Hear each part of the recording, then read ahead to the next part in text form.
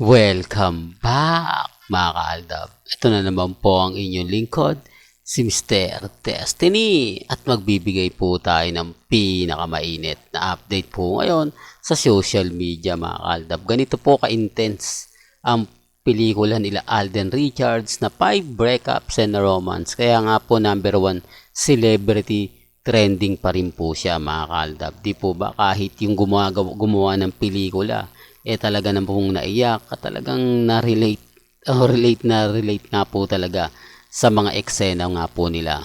Re-remind ko lang po sa inyo na dito po sa channel ni Mr. Destiny, hindi ko po kayo pinipilit na o kinukumbinse na paniwalaan ako. Di po ba? Ang sa akin lang po, ini-inform ko lang po kayo sa mga ina-update ko. Di po ba? Kaya nga po si Mr. Destiny, 101% updated naman po tayo. Hindi naman po tayo, kumbaga, luma at lagi naman pong bago ang ina-update ko. Di po ba? Gaya nga po ngayon, ito siguro naman, kalat na ito, lalo na po sa GMA Network na sinasabing, kumbaga gagawa daw po ng bagong project si Alden Richards kasama gagawa nga po raw sila ng bagong project. Di po ba? Comedy sitcom naman po. O sitcom na comedy, mga kaaldab. Ayan base po Base po sa mga nakukuha nating update na imposible naman pong mangyari. Di po ba? Sabi ko nga po sa inyo, bakit nga po ba nila ginagawa yan? Bakit nga po ba biglang kumakalat yan? Dahil trending nga po si Alden Richards at may bagong serye na maging sino ka man. Sina Barbie Fortesa. Normal lang po yan. Alam nyo naman po sa GMA Kapuso, lahat ng kailangan mong gawin para kumbaga makakuha ng simpatya, gagawin mo. Di po ba? Tama naman po si Mr. Destiny, di po ba? Na kapag gusto mong sumikat, although sabihin natin sikat si Barbie, may issue pa nga po sila. Di po ba? Pero wala na po tayo doon. Labas na po tayo doon. Ang sa atin lang kapag pumutok siya, kapag may mga bali-balita siya, agad-agad ko naman pong ibibigay sa inyo. Yan ang kagandahan po dito po sa channel ni Mr. Destiny. Lahat po ng mga gusto nyo pong malaman, lahat po ng mga gusto nyong marinig, mapanood, makita, asahan nyo si Mr. Destiny. Di po ba? Na lagi pong nagbibigay ng mga kaganapan.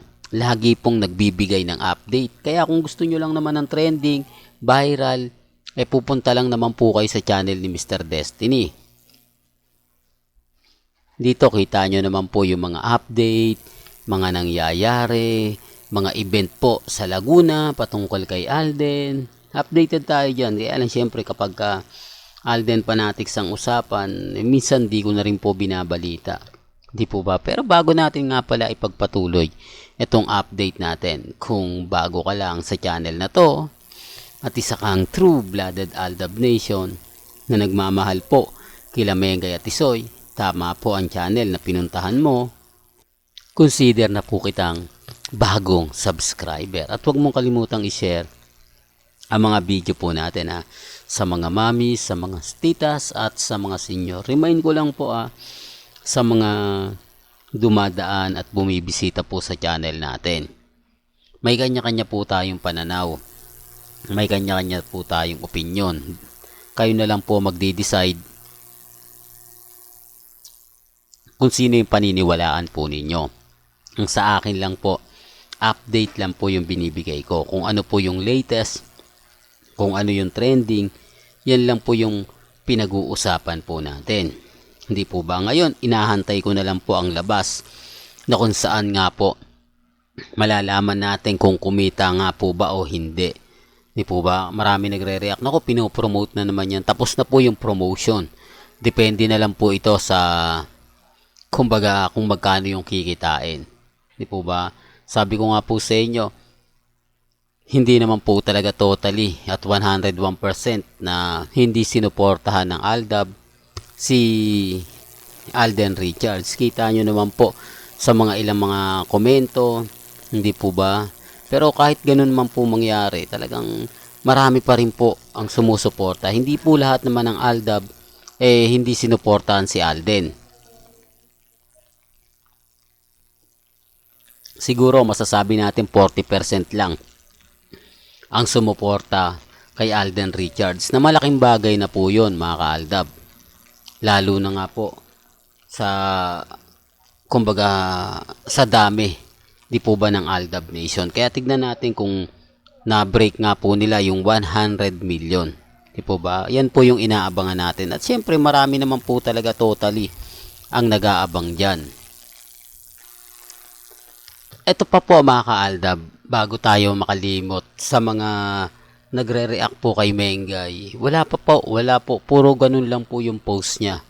Wala pong sinasabi ngayon si Ibiang. Iba po yung pinapakalat ng mga website. Sabi ko nga po sa inyo, pilit po nilang pinapatrending si Mengay. Pilit pa rin po nilang pinaangat para hindi nga po pag-usapan si Congressman Spotted. Dahil, kumbaga, ang daming mga katanungan na keso ganito, anong klaseng congressman niya, nababas po ngayon sa social media si Congressman Spotted. Hindi naman lingid sa inyong kaalaman na maraming galit sa kanya sa pagbaliktad niya kay Vice President Lenny na taga District 1. Sabi nga po ng iba, kung alam daw po nila na maging BBM o babaliktad si Congressman Spotted at lilipat sa partido nga po ni Sandro, hindi na nga lang daw po dapat nila binoto. Pero dyan na yan, tapos na yan. Di po ba? Nakuha niya na yung gusto niyang gawin. Kaya nga po marami nagsasabi na sa susunod na eleksyon daw hindi na ito mananalo. Yan base po sa mga makapink, makadilawan, mga kaaldab na bumoto at sumuporta po sa kanila o sa kanya, na hindi nyo naman po ine-expect na biglang babaliktad. Kung titignan nyo, di po ba, nung pumunta sa Quezon City Circle si Leni Robredo ay isa po sa mga dumalo o pumunta etong sina Congressman Spotted para sa pagbibigay ng suporta. Pero sa bandang huli, nilaglag din po niya. Ebidensya at resibo na pagdating po talaga sa politika, may mga bagay-bagay nga po talaga na kailangan mong magiging, kumbaga, kontrolado mo sitwasyon. Kaya nga po, halatang ginamit lang. Kaya nga po yung mga ibang main fanatics hindi po talaga natutuwa kay Congressman Spotted. Totoo yan mga kaaldab, real talk. Manhid lang po yung iba pagka, kumbaga, yung tipong, ano lang sila, kumbaga, yung sinungaling po sila kapag sinabi nila, hindi kami galit kay Congressman Spotted. Hindi po. Kasi bumuhos po yung suporta nila dahil nga po kay Lenny. Sa bandang huli, hindi naman po. Di po ba?